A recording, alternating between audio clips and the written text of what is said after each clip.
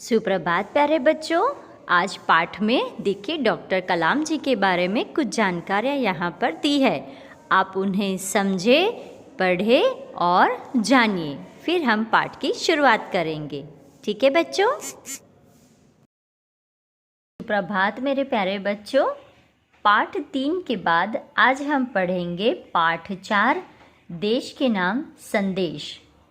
यह एक पत्र के रूप में बच्चों यहाँ पर दिया हुआ यह एक पाठ का रूप है। यहाँ पर कहा गया है पाठ के प्रवेश में पत्र के माध्यम से हम दूर बसे संबंधियों, परिवारजनों तथा मित्रों को अपनी बात आसानी से पहुँचा सकते हैं एवं सरकारी दफ्तरों में अपनी शिकायतें और आवेदन पहुँचा सकते हैं। आजकल दूरभाष, मोबाइल, तार, ईमेल आदि से भी यह कार्य किया जाता है। फिर भी पत्र का अपना विशेष महत्व है।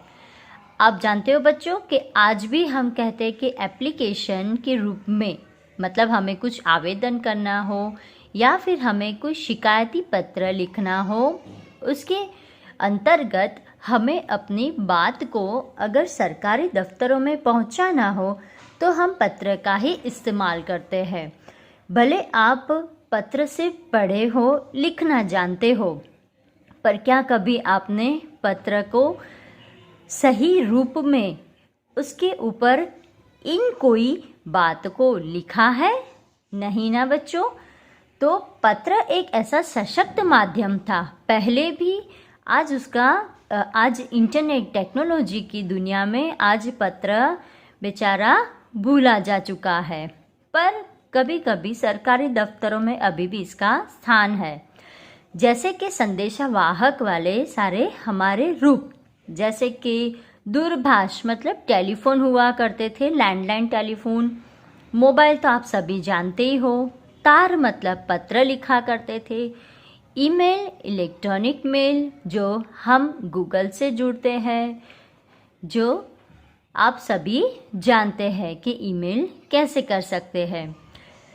इससे यह कार्य था, पर पत्र का एक विशेष महत्व रहा है। और आप जानते ही हो पत्र के 2 प्रकार थे, औपचारिक और अनौपचारिक पत्र।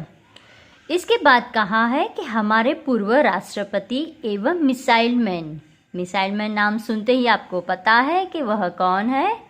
हाँ, सही समझे, डॉक्टर अबुल पाकिर जैनुलाब्दीन अब्दुल कलाम जी, यह इनका पूरा नाम है।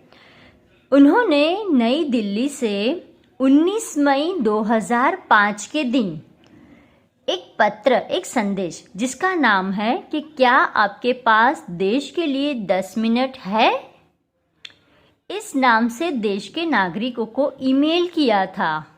और इसमें देशवासियों के मन में देश अभिमान की भावना उत्पन्न हो, ऐसी सीख भी है। तो उनका पत्र लिखने का जो उद्देश्य था वह यह था कि हम देशवासी अपने देश के अभिमान को बनाए रखें। हमें गर्व होना चाहिए कि हम भारत देश के हम नागरिक हैं। तो आइए देखते हैं बच्चों, पाठ में यहाँ पर दिया हुआ है पूरा एड्रेस, पता जिसे हम कहते हैं।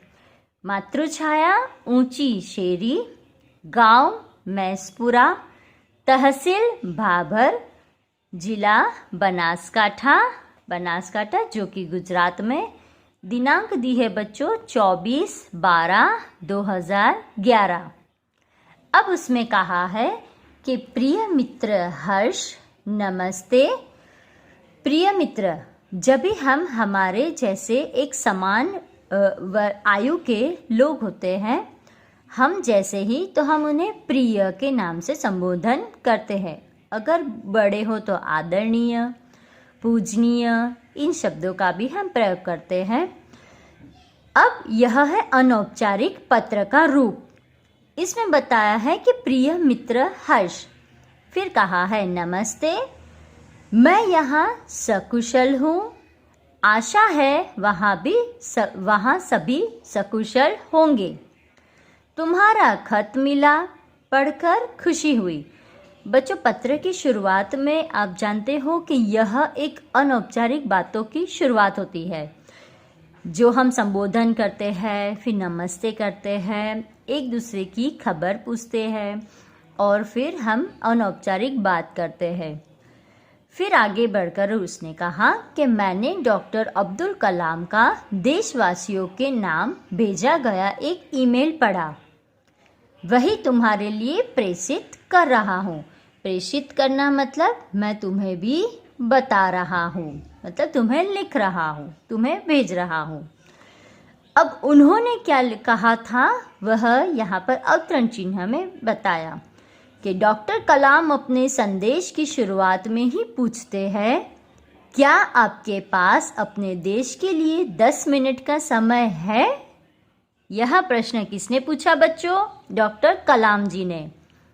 और कहा, यदि हाँ तो इसे पढ़िए, वरना मर्जी आपकी। फिर यहाँ पर दिया है कि इसके बाद वह देश के लोगों की सोच बताते हुए कहते हैं। अब उन्होंने क्या कहा? आप कहते हैं हमारी सरकार निकम्मी है, आप कहते हैं हमारे कानून पुराने पड़ गए, आप कहते हैं नगर पालिका कचरा नहीं उठाती, आप कहते हैं फोन काम नहीं करता, रेलवे मजाक बन गई है, एयरलाइन दुनिया में हमारी ही सबसे खराब है, चिट्ठी अपनी मंजिल तक नहीं पहुंचती।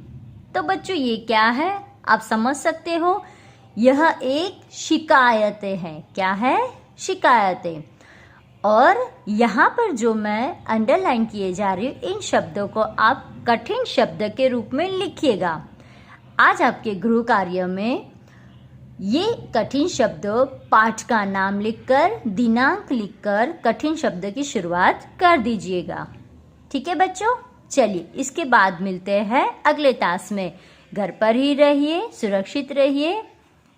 धन्यवाद बच्चों।